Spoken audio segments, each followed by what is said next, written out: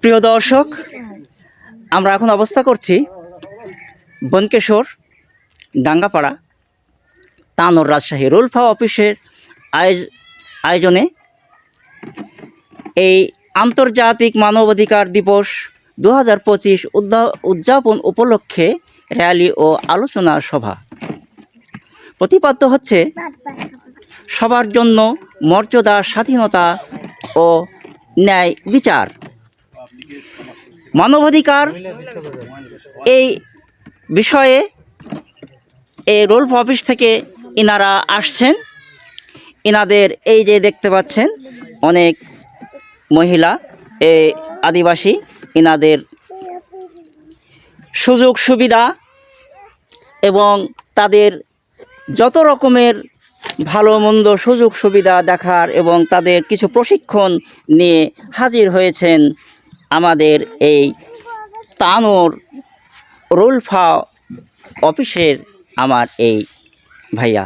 এখন আমার এই ভাইয়ার কাছে কিছু এই বিষয়ে অল্প সংক্ষেপে কিছু আমি জানতে চাইব।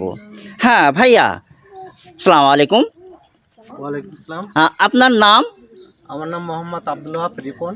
আচ্ছা, এই যে এই রুলফা অফিস এর পক্ষ থেকে আপনারা আসছেন, আমি দেখছি এটার কার্যক্রম কি, আপনাদের এর প্রতিপাদ্য এবং এর বৈশিষ্ট্য এবং আর কার্যকারিতা সংক্ষেপে অল্প কিছু আমার এই জিকে নিউজ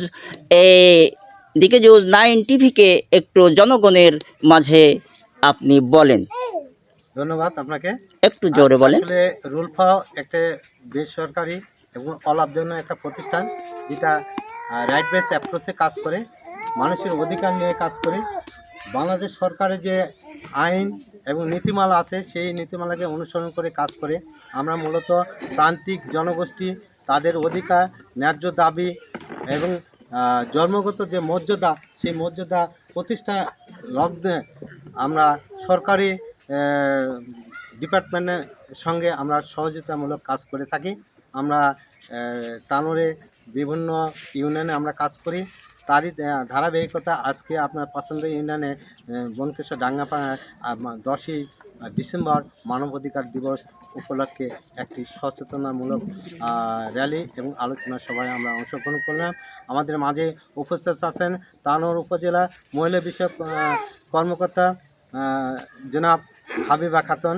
উনি আছেন, উনি সুন্দর এবং চমৎকারভাবে ওনার দাপ্তরিক যে সেবাগুলো দেন, সেই সেবার সম্পর্কে উনি আমাদের পিছিয়ে পড়া প্রান্তিক আদিবাসী জনসাধারণকে তাদের সেবার দান যে কার্যক্রম আছে, সেই বিষয়ে সুস্পষ্ট ধারণা দেওয়ার চেষ্টা করলেন। ধন্যবাদ। ধন্যবাদ আপনাকে। প্রিয় দর্শক, এই যে দেখতে পাচ্ছেন, শুনলেন আমার সেই প্রিয় ভাইয়ের বক্তব্য।